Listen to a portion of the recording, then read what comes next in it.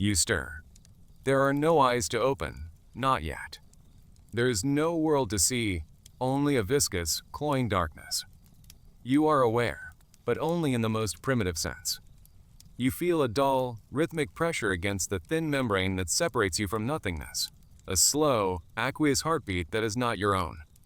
For months, this has been your universe. A leathery, mottled sphere of an egg buried in the suffocating black silt at the bottom of a very, very cold lake.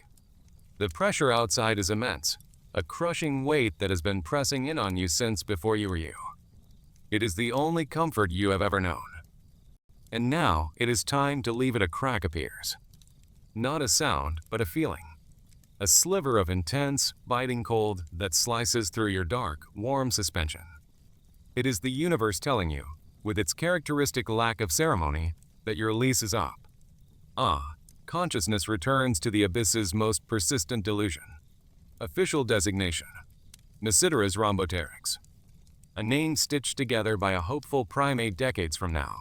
A clumsy attempt to lend scientific credibility to a legend. But you are known to the world, or at least the small, gullible fraction of it that believes, simply as the Loch Ness Monster. A title that promises majesty, mystery, and ancient power. A title, as we are about to see, that is nothing more than spectacularly misleading advertising for a life of profound, waterlogged misery. Your first true sensation is not the gentle nuzzle of a mother or the warmth of a nest. It is the soul-crushing, bone-deep chill of the abyssal zone.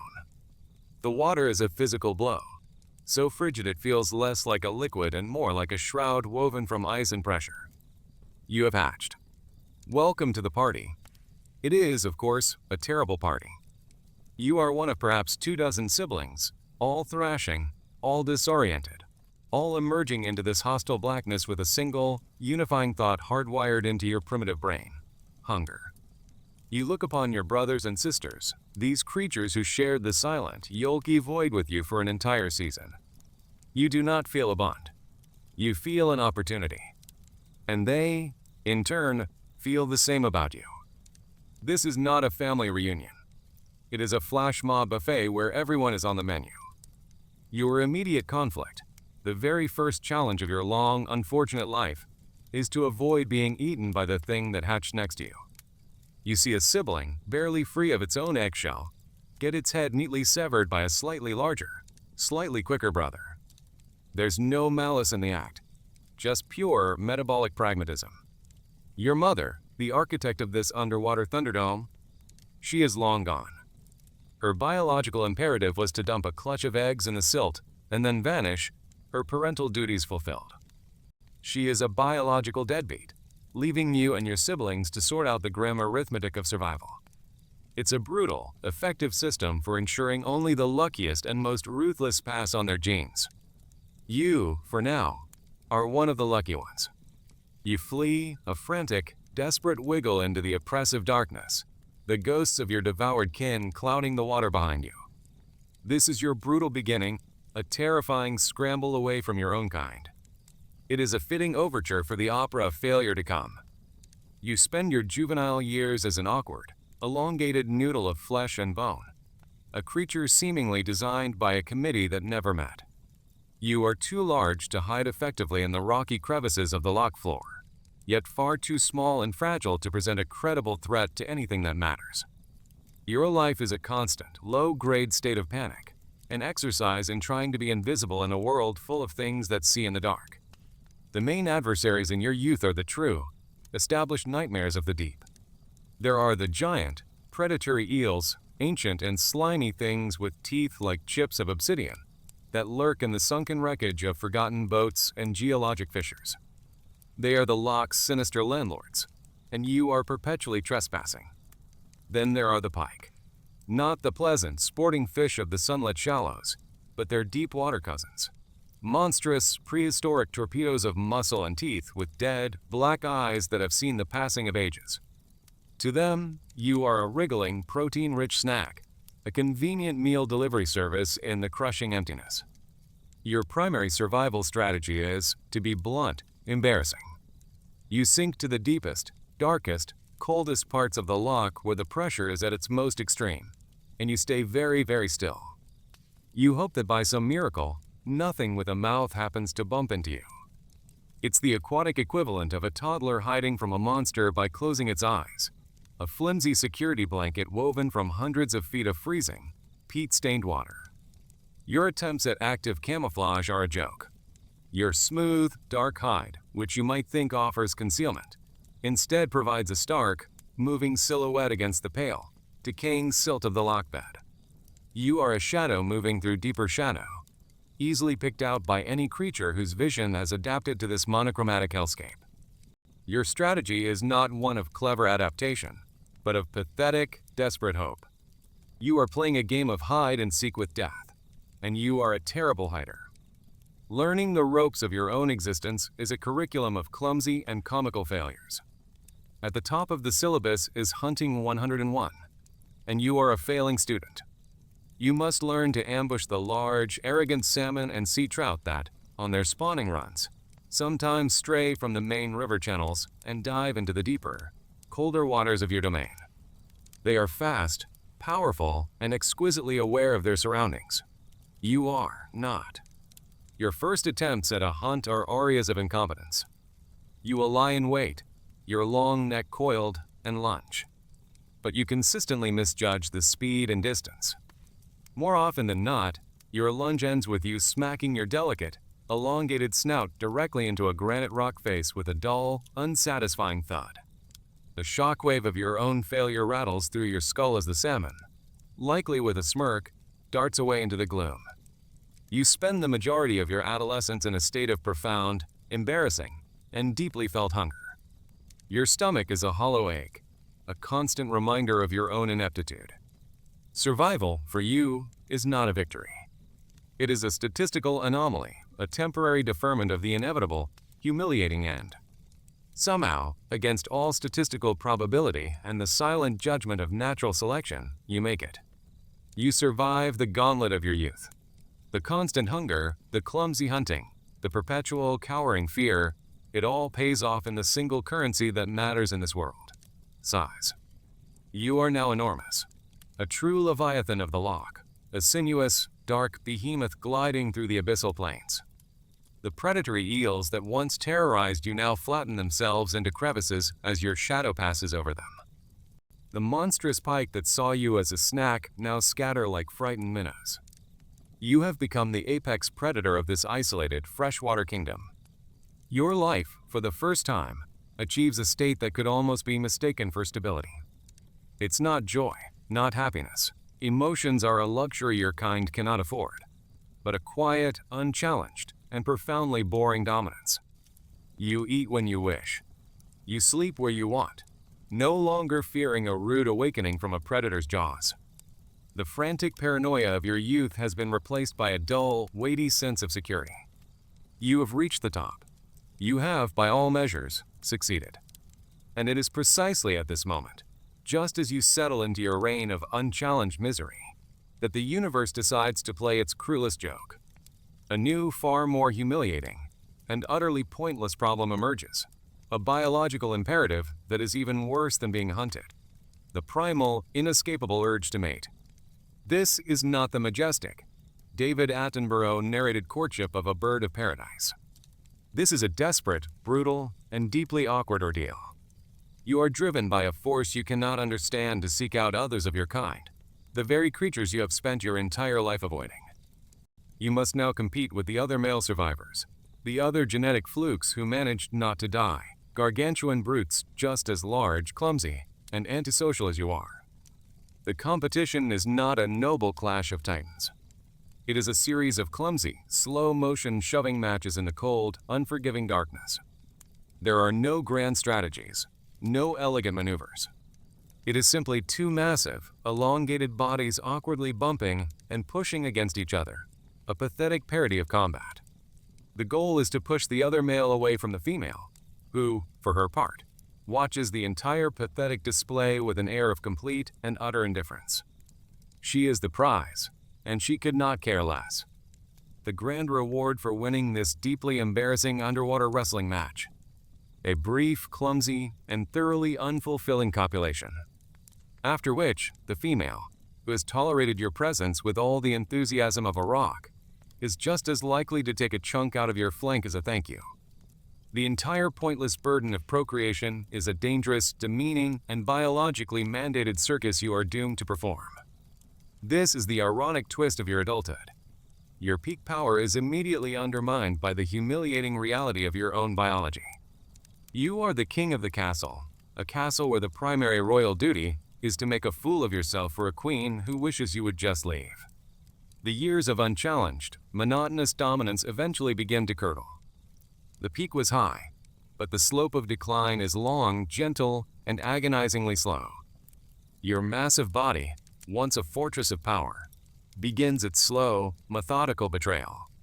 Old age sets in, not as a sudden event, but as a creeping thief in the night. The profound, relentless cold of the deep water, once a mere fact of life, now seeps into your ancient bones, settling in as a permanent, grinding ache. Your movements, once ponderously graceful, become stiff, slow, and laborious. Arthritis, the great equalizer, has found you in the abyss. The skills that defined your reign begin to erode. Your eyesight, which was never particularly sharp in the peat-stained murk, begins to fail, the world dissolving into an even more indistinct collection of blurry shadows and faint movements. Hunting, once an effortless assertion of your power, becomes a chore, then a challenge, then a source of recurring failure. The salmon, with their vibrant, youthful energy, now seem impossibly fast. You lunge, but you are a fraction of a second too slow, your jaws snapping shut on empty, mocking water. The eels, those cowardly scavengers of your prime, grow bolder. They no longer flatten themselves into the silt as you approach. They watch you, calculating, sensing the subtle shift in the balance of power. Your status as the undisputed monarch of the Loch begins to crumble, not through a dramatic coup, but through a quiet, steady erosion of respect. You are no longer the terrifying Leviathan. You are becoming the old man of the lake, a fading power, a ghost haunting the scenes of your former glory. Your decline is a slow, quiet, and deeply personal humiliation, played out in the lonely theater of the deep. Your final confrontation is not with a legendary foe, not with some mythical beast worthy of your station. It is, in a final, pathetic irony, with a younger, stronger, and significantly dumber version of yourself. He is you 20 years ago, full of brute strength, driven by blind instinct, and utterly devoid of anything resembling respect for his elders. He wants your territory, the prime hunting spot you've held for decades. He doesn't challenge you out of malice or strategic ambition, but simply because his biological programming tells him to. He is a blunt instrument of nature's cruel, unsentimental cycle. The fight, when it comes, is pitiful. Your challenge is a tired, croaking bellow that lacks the resonance of your prime. His response is a surge of raw, confident power. Your attempts at offense are slow, telegraphed lunges that he avoids with contemptuous ease. His counterattacks, however, are devastatingly effective. He doesn't engage in a prolonged battle. He doesn't need to. He rams your flank with his solid skull, the impact cracking a rib and sending a shockwave of white-hot pain through your arthritic body. He bites down on one of your pectoral fins, not with the clean, killing precision of a predator, but with the brutish force of a bully, tearing muscle and snapping bone. He doesn't kill you. That would be too merciful. He simply breaks you, cripples you, and then leaves you. He swims off to claim his prize, leaving you to sink, defeated, irrelevant, and spiraling slowly down into the crushing, indifferent darkness. Your end is as anonymous as your beginning. You die alone, sinking through the familiar, murky water column like a waterlogged piece of driftwood. The pressure, your lifelong companion, now becomes your undertaker, gently squeezing the last vestiges of life from your broken body. There is no ceremony, no final blaze of glory. Your long, arduous saga, a life of primal fear, a fleeting and disappointing reign, and a slow, humiliating decline, concludes with a silent, pathetic whisper. You settle back onto the silty bottom, not far from the very spot where you hatched what seems like an eternity ago. Your massive corpse, a testament to a life of survival against the odds, does not rest in peace. It becomes a sudden, unexpected bonanza for the Loch's janitorial staff. The eels, the ones who once fled from your shadow, are the first to arrive. They swarm your body, their slimy forms writhing as they tear at your flesh. The bottom-dwelling crustaceans and other, smaller scavengers join the feast. You, the former king, are reduced to a temporary, all-you-can-eat buffet. Your life ends as it began, in cold, dark obscurity, a mere footnote in the Loch's long, unwritten, and perpetually hungry history of eating and being eaten. But the universe abhors a vacuum, especially a narrative one. Just as the last recognizable tissues are stripped from your colossal skeleton, the perspective shifts. It pans up away from your ignominious end, gliding through the familiar green-black gloom, past the monolithic, rocky outcrops, towards a secluded, sheltered patch of silt on the far side of the loch. There, nestled in the mud, lies a fresh clutch of leathery, mottled eggs. They tremble. A crack appears in one, then another. A tiny, serpentine head, no bigger than a man's thumb, breaks free into the cold water. Its beady, black eyes blink, adjusting to the eternal twilight. It sees its sibling, still struggling to emerge from a neighboring egg. And without hesitation, without a single thought beyond the gnawing emptiness in its brand new stomach, it lunges. The whole pointless, tragic, and utterly absurd play begins again, with a new cast of doomed actors, all destined to play the same thankless role. So there you have it, a life of constant fear, followed by a brief, disappointing reign, capped off by a humiliating decline and an anonymous death. It sucks. But don't worry. It's about to get so much worse. So, that's your life. A short, brutal, and ultimately meaningless cycle, repeated ad nauseam. A private tragedy performed in a theater of mud and darkness. You'd think that would be enough suffering for one creature. But you, in your infinite, blameless ignorance, were unlucky enough to exist at the same time as another, far more inventive and pathologically narcissistic primate. And that's when your personal, biological tragedy was hijacked and rewritten into a historical catastrophe of their own making. Your suffering was about to go public. The first time one of them sees you, it's a moment of profound and mutual confusion. He is a Pictish fisherman, a small, hardy man in a ridiculously fragile-looking coracle made of hide stretched over a wicker frame. He's further out on the loch than he should be, chasing a dwindling shoal. And then, your head and long neck break the surface for a gulp of air. For you, it's a reflex, an action performed 1,000,000 times. For him, it is the moment his entire understanding of the world shatters. He does not see an animal. Animals are things he understands. He sees a deer, a wolf, a salmon. They have their place. You, however, do not fit into any known category. Your serpentine neck, the slick, dark skin, the utter alienness of your form, it can only be one thing to his superstitious, bog-muddled mind, an omen. But an omen of what? Is your sudden appearance a sign of a bountiful harvest to come, a blessing from the deep? Or is it a portent of a coming plague, a famine, a curse rising from the frigid depths?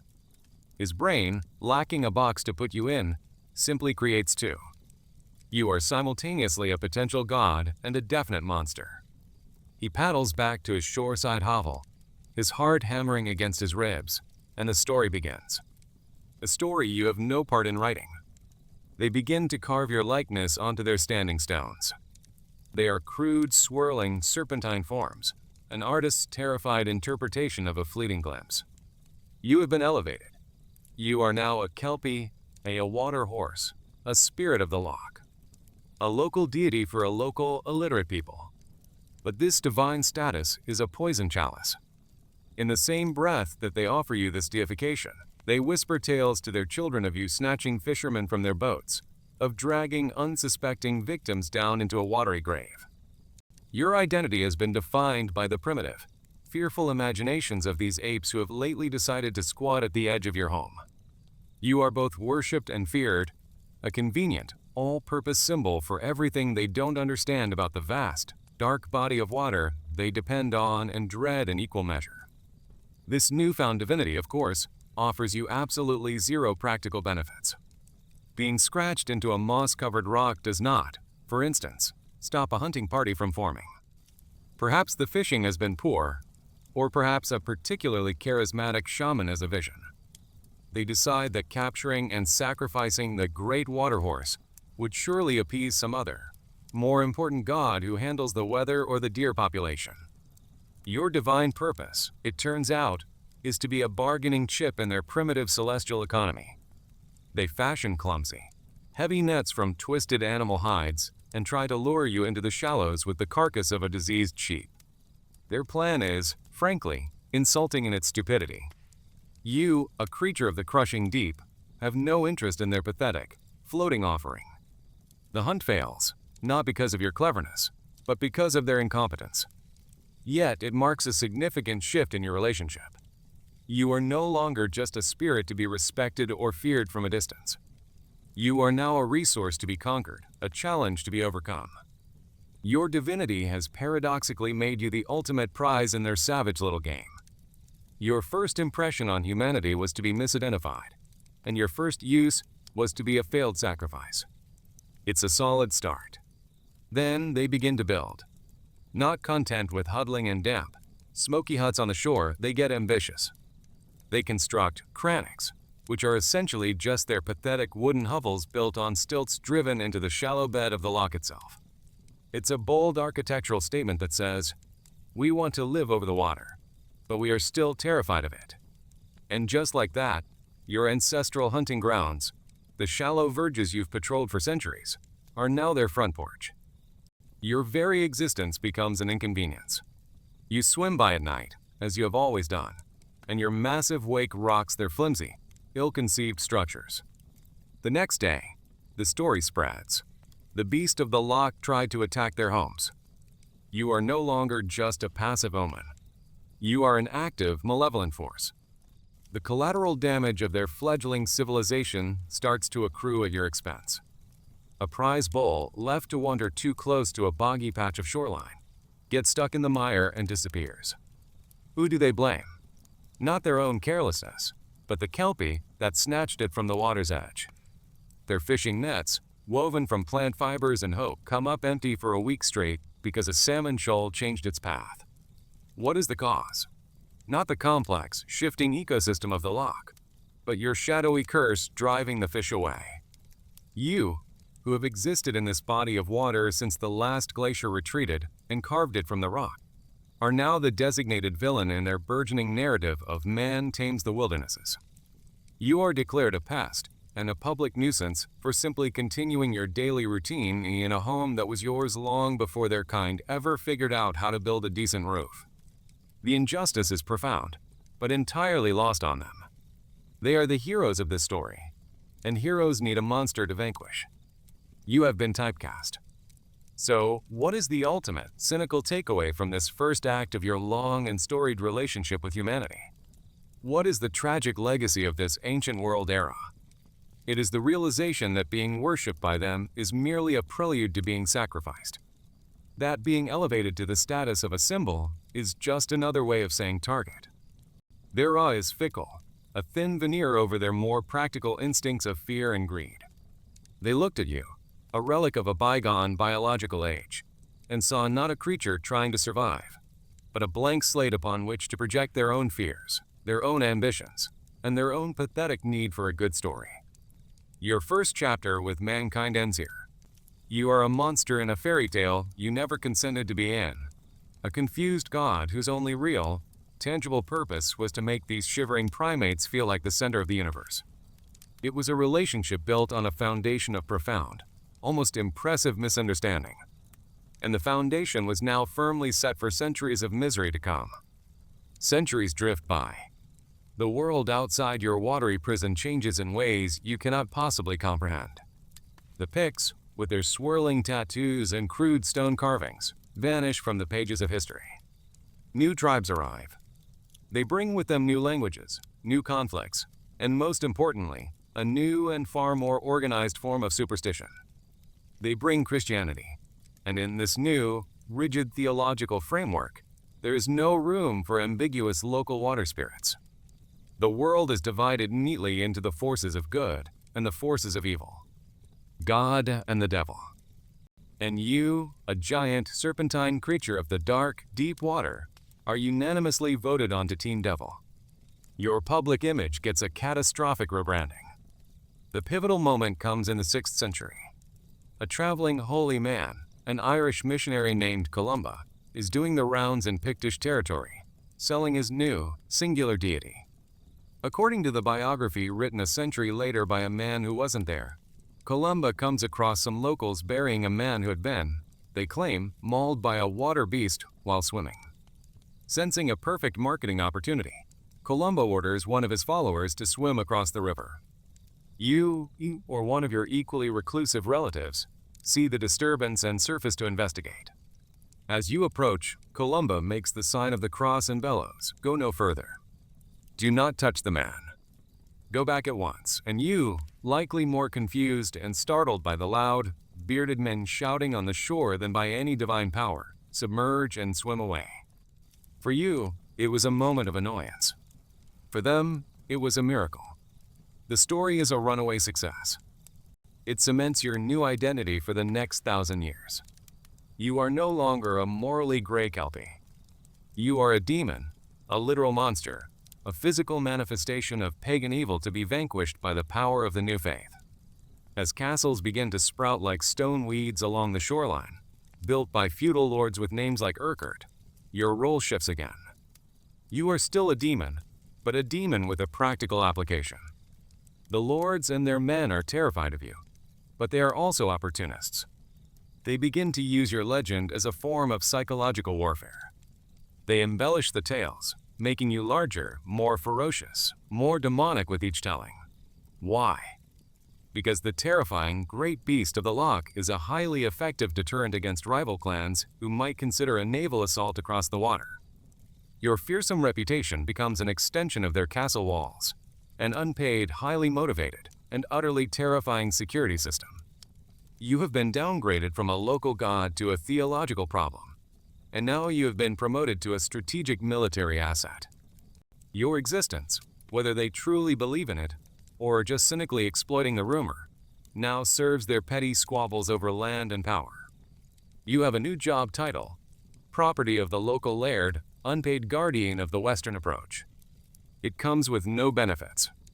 Your transition from a wild creature to an entry in a ledger book is complete, even if the ledger is an intangible one of fear and folklore.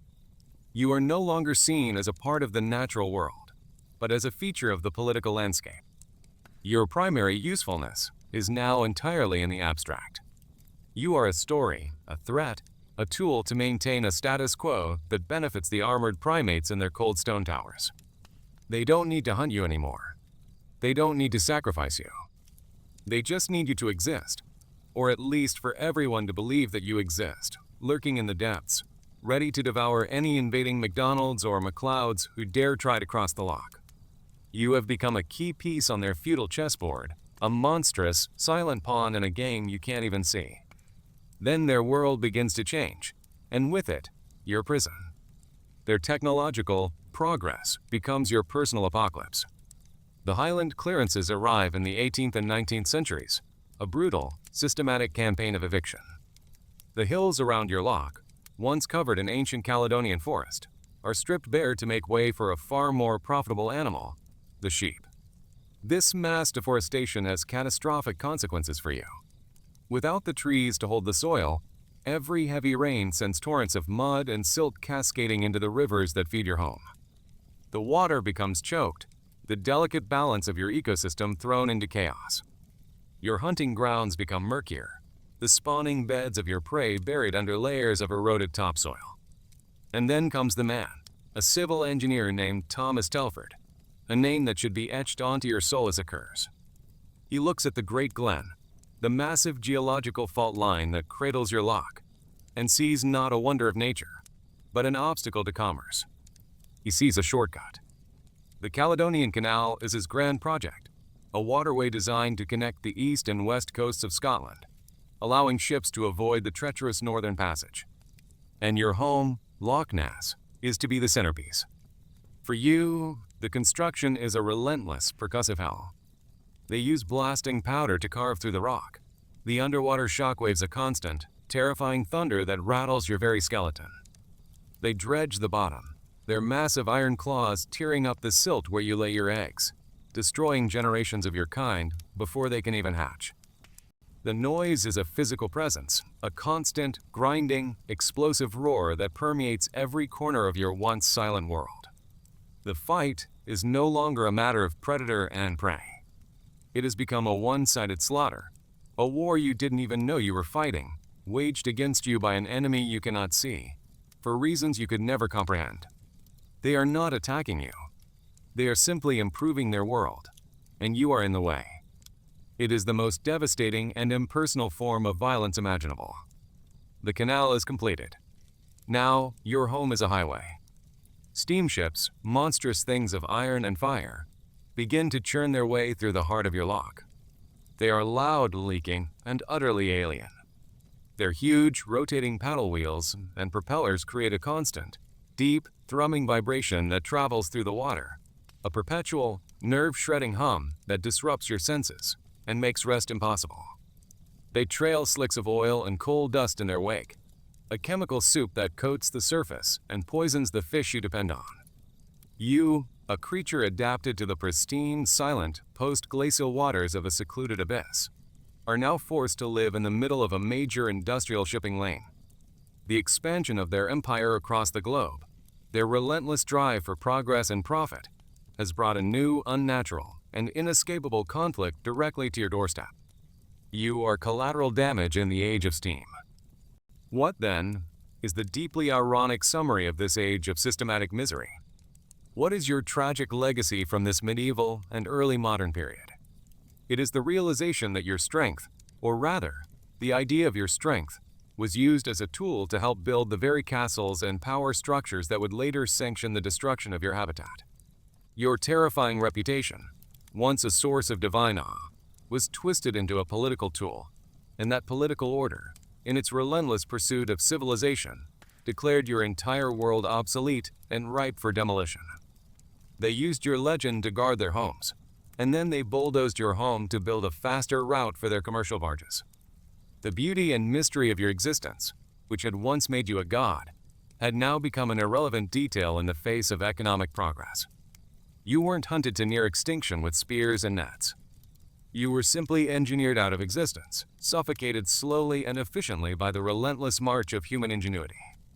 Your legend grew in their books and fireside tales, a romantic notion of the wild beast, even as the real, wild world you depended upon was being choked, dredged, and paved over.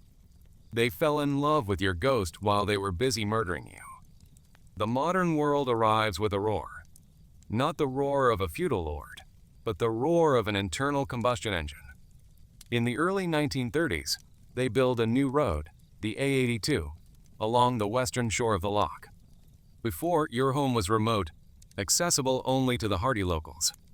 Now, it is accessible to anyone with a sputtering Morris Oxford and a tank full of petrol. The age of the tourist begins, and your life is about to be turned into a sideshow. In 1933, a local couple, the Spicers, are driving along the new road when they see, in their words, a most extraordinary form of animal lumbering across the road in front of them. The story hits the press. The floodgates open. You are no longer a local legend.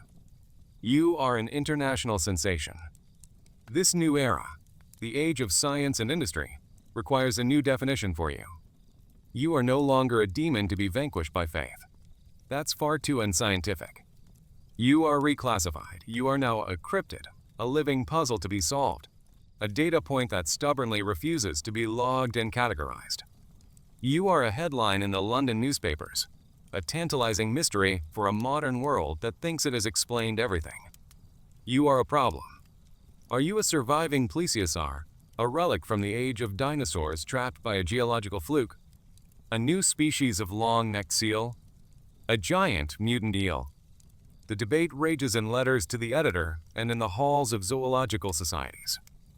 Your entire existence is reduced to a multiple-choice question posed by primate scientists. Then, in 1934, it happens. The photograph that will cement your global fame and seal your fate. A respectable London surgeon, Robert Kenneth Wilson, produces a photograph. It is murky, indistinct, and shows a long, elegant neck and head rising from the water. It is, of course, a complete and utter fake, a toy submarine with a plastic head stuck on it. But the world doesn't know that. They want to believe. The surgeon's photograph becomes the defining image of the 20th century's greatest mystery. It is published in newspapers around the globe. You are now officially a superstar. And with that stardom comes the most humiliating transformation of all. You become merchandise. Your iconic, if fraudulent, image is slapped onto everything. Tea towels, shortbread tins, whiskey bottles, postcards, keychains, fuzzy hats. You, the ancient, solitary leviathan of the abyss, have been rebranded as a cute, non-threatening logo to help sell cheap souvenirs to tourists. Your final job title in the modern world is Brand Ambassador for the Highland Tourist Board. It is your most demeaning role yet. Your new purpose in this industrialized world, after being replaced by machines and rendered irrelevant by progress, is to inspire a very specific and very profitable kind of guilt. You are now a living, breathing symbol of the wild, untamed world that humanity has all but destroyed. You are a ghost at their banquet of modernity, a reminder of a magic they have lost. And so, they begin to hunt you again. But this time, the weapons have changed. The spears and nets are replaced with cameras, hydrophones, and submersibles. Expeditions, funded by newspapers and television networks, descend upon your home. The John Murray Trust and the Loch Ness Investigation Bureau set up observation posts along your shore. They scan the water with binoculars, hoping for a glimpse. They drag microphones through the depths, listening for your call. They probe the darkness with sonar. The high-frequency pings a constant, disorienting shriek in your silent world. They launch miniature submarines, their bright searchlights violating the absolute blackness of your abyss, sweeping across your ancient, sleeping form like the spotlights of a prison watchtower. You are no longer hunted for your meat or for the glory of God. You are now hunted for ratings, for headlines, for the fleeting, monetizable thrill of solving the mystery. Your usefulness is to be a perpetual cliffhanger in their global reality show. And then comes the ultimate act of hypocrisy. They decide to protect you. After centuries of demonizing you, destroying your habitat, and turning your existence into a noisy, commercialized circus, they pass a law. An act of parliament is drafted to ensure your safety, to prevent you from being harmed or captured by some overzealous monster hunter.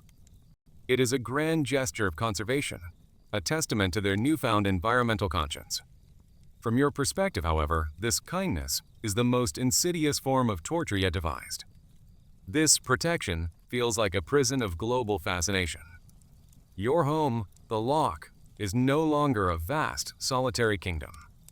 It is a stadium, and you are the unwilling main event. The surface of the water is in a state of constant agitation. A fleet of tourist boats, with names like Nessie Hunter and Jacobite Spirit, crisscross the Loch from dawn till dusk. Their loud diesel engines are a perpetual, throbbing headache. The cheerful, amplified voice of a tour guide echoes down through the water, narrating your supposed habits to crowds of gawking visitors. Below the surface, the scientific assault continues. The sonar pings from the research vessels become a permanent feature of your acoustic landscape, a constant, high-pitched ringing that interferes with your own senses, disorienting you, driving you deeper into the few remaining quiet crevices.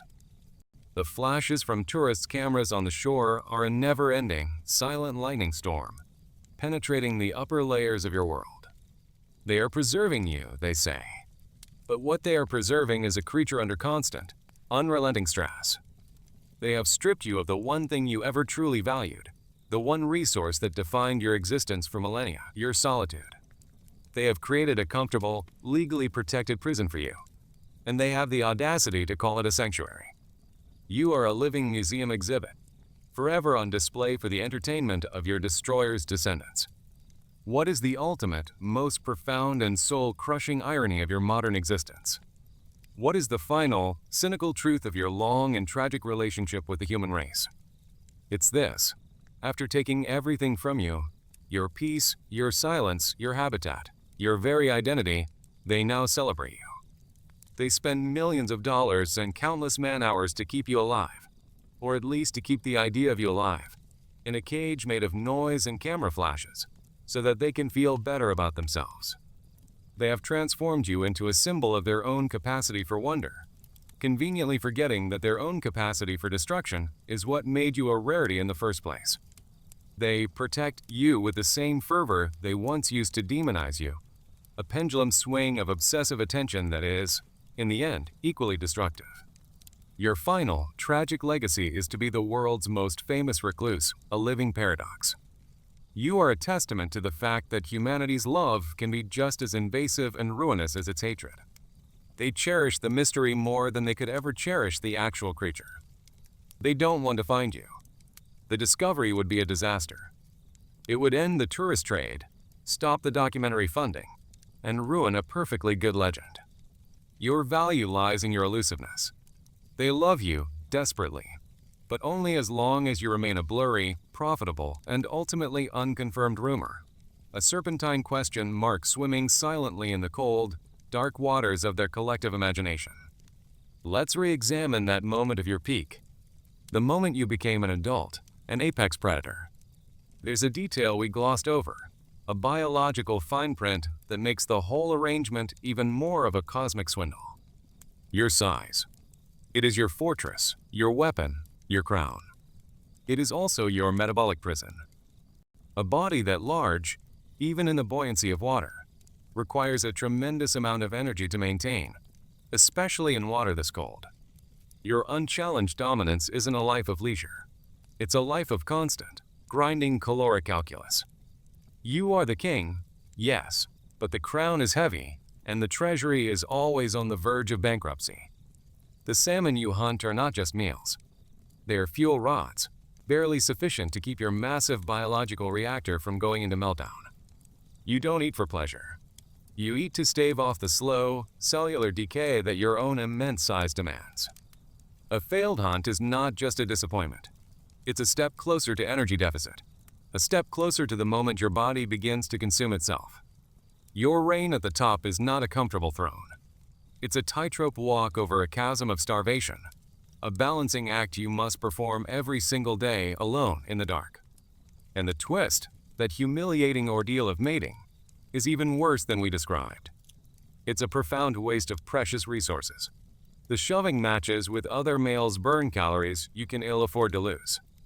The courtship, such as it is, requires you to travel vast distances within the Loch, patrolling for a receptive female, further draining your energy reserves. And for what? For the slim chance of passing on your successful genes. But what are those genes, really? They are a blueprint for another creature doomed to the same existence. A life of cold, hunger, and metabolic anxiety, punctuated by brief, clumsy, and dangerous reproductive rituals. The ultimate prize for winning the game of survival is the opportunity to force another generation to play it. It's a biological pyramid scheme, and you are trapped at every level. The false sense of security we mentioned, it was never there. It was a mirage.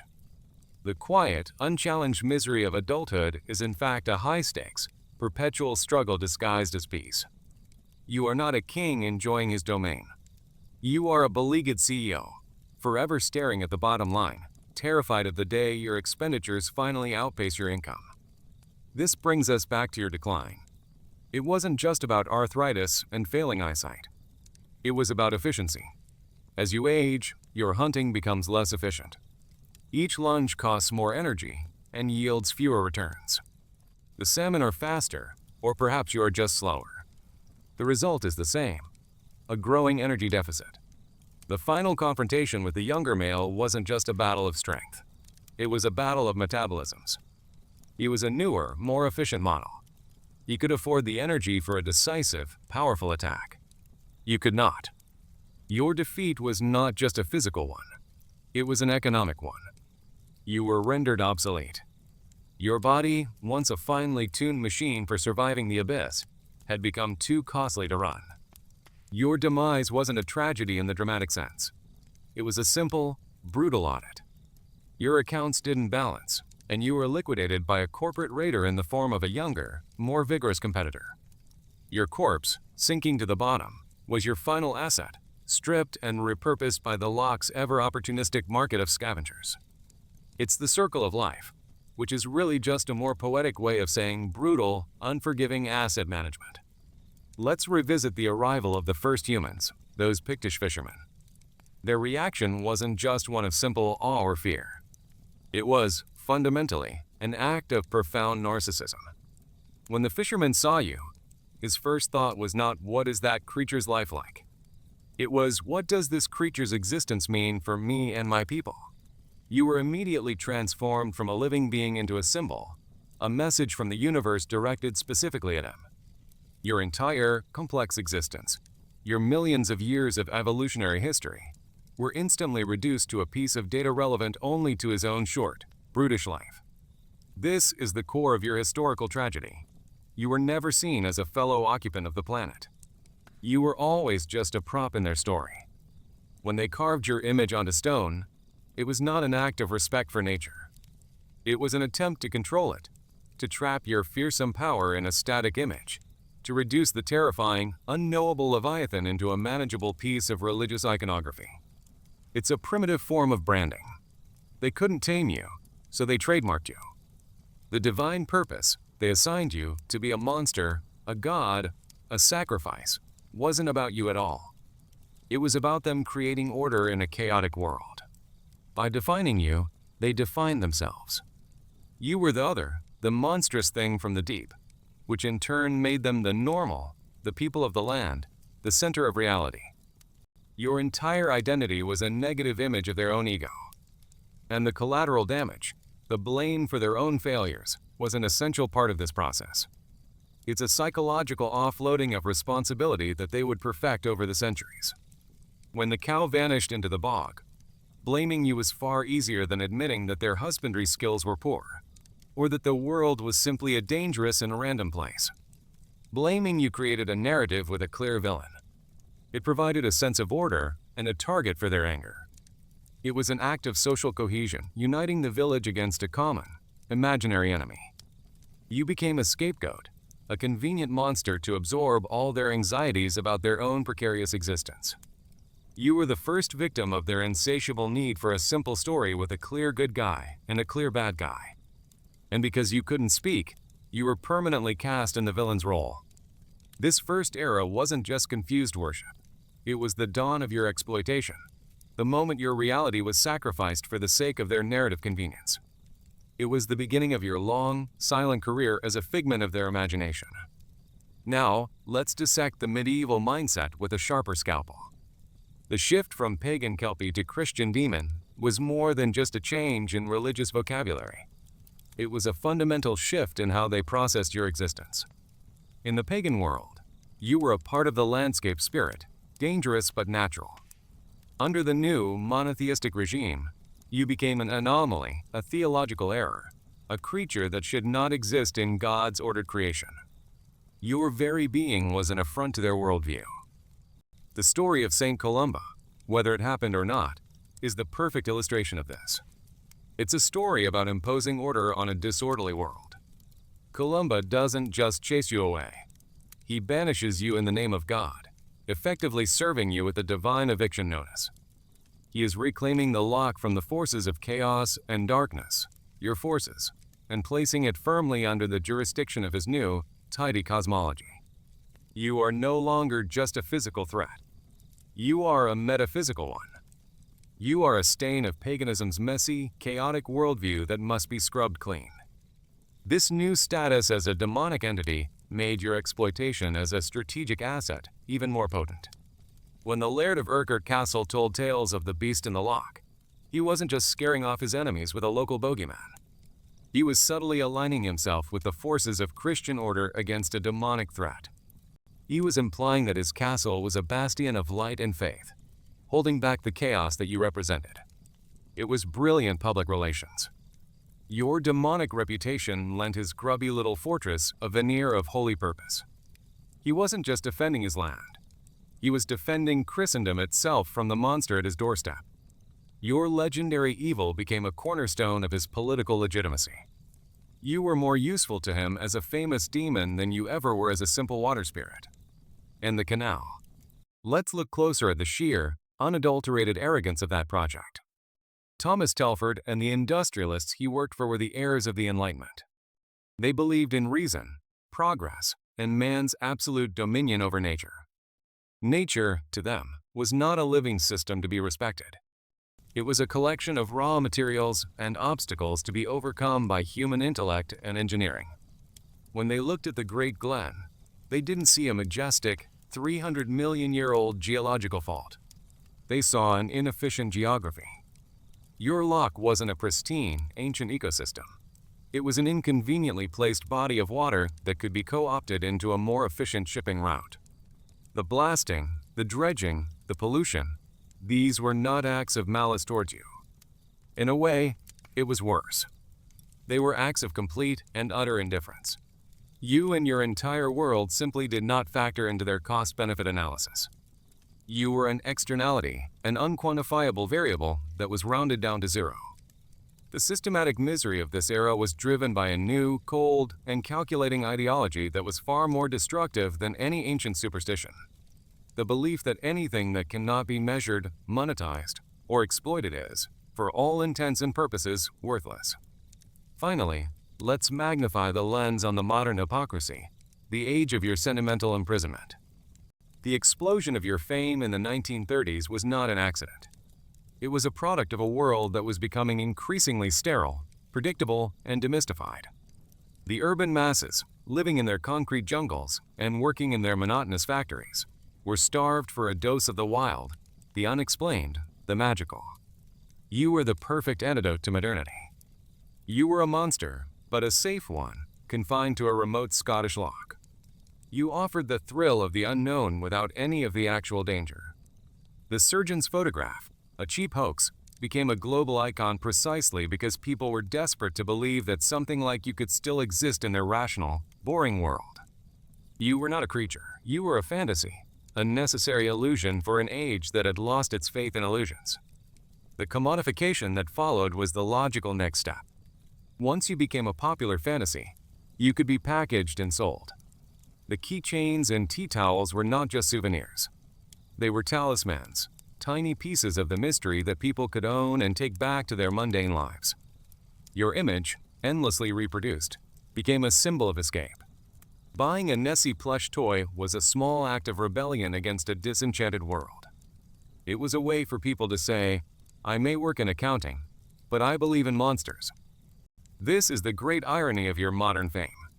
You became a multi-million-pound industry based on the very wildness and obscurity that the industry itself was actively destroying. The more tourist boats that churned the Loch, the more your actual habitat was degraded. And yet, the more popular the Nessie brand became. And the prison of kindness, our final act of conservation, is the most damning indictment of all. What does conservation actually mean in your case?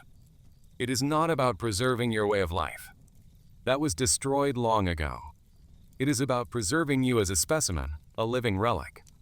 It is an act driven by human guilt. They feel vaguely bad about having wrecked the planet.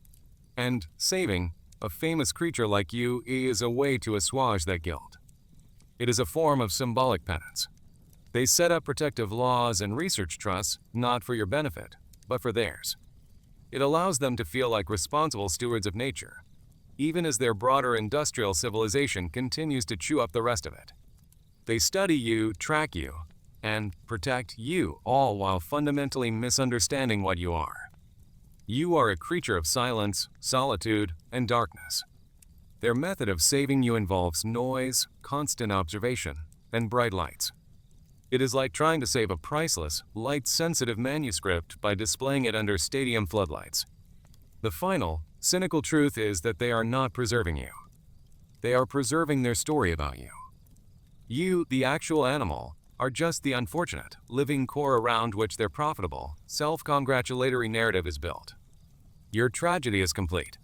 You have become more valuable as a beloved, protected, and perpetually harassed mystery than you ever were as a simple, free creature. let's delve deeper into the sensory experience of this so-called protection. It is a bombardment, a war of attrition waged not on your body, but on your consciousness. Think of the sonar. To them, it's a sterile green blip on a screen, a data point. To you, it is a physical violation. Imagine living in a silent, black cathedral, and every few seconds, a needle of pure, blinding sound is driven into your brain. It's a high-frequency shriek that obliterates your own delicate senses. Your ability to navigate, to hunt, to feel the subtle pressure changes that signal the movement of fish, all of it is scrambled, drowned out by their incessant electronic shouting into the void. It is the acoustic equivalent of being forced to stare into a strobe light, forever. And the boats. You learn to map your world by their sound. There is the deep, guttural thrum of the large tourist cruisers, a relentless, oppressive hum that vibrates through the water and into your very bones, a constant reminder of the world above. There is the higher-pitched, more frantic buzz of the smaller, private boats, unpredictable and erratic. You can feel the shift in pressure as their hulls pass over you, a fleeting, moving ceiling in your open-air prison. You are a creature that evolved for a world of silence, punctuated only by the subtle sounds of water and life. You now live inside a drum, and 1,000 maniacs are beating on it all day long. Even the darkness, your oldest and most trusted sanctuary, is no longer safe. The submersibles they send down, their eyes in the deep, are the worst offenders. Their powerful searchlights cut through the abyssal blackness like a surgeon's scalpel, laying bare your hiding places. The light is a physical pain, an agonizing glare to eyes adapted to near total darkness. When it sweeps over you, you are paralyzed, exposed, a specimen pinned to a slide. It is a profound, invasive nakedness. They are searching for mystery, but they do so by obliterating the very conditions that allow mystery to exist. They bring their own sterile, overlit world into yours, and in so doing, they kill the thing they claim to be looking for. Your life has become a relentless series of sensory assaults, a constant state of being prodded, pinged, and illuminated by your endlessly curious, catastrophically clumsy protectors. So, here you are, the culmination of two tragedies. The first was biological, a private, absurd drama of survival against the odds, a life of cold, hunger, and pointless renewal, pre-written by the indifferent author of your DNA. The second was historical, a public farce where you were cast, without your consent, in a series of humiliating roles: God, demon, asset, logo, and finally, guilt sponge. Your innate tragedy was that your life was hard. Your historical tragedy was that humanity noticed. They looked at your struggle, your ancient and lonely existence, and they couldn't help but make it all about them. They saw a monster to be feared, a demon to be conquered, a resource to be exploited, a mystery to be solved, and a brand to be marketed. They never, in all those centuries, just saw you. A creature living its life. And now, at the end of it all, you are trapped in the amber of their fascination, preserved in a state of perpetual harassment. Your final, eternal punchline is this: your survival is now entirely dependent on the goodwill of the very species that made survival impossible in the first place. You are their pet project, their living conscience, their most famous prisoner. You are the Loch Ness monster, and your cage is the entire world.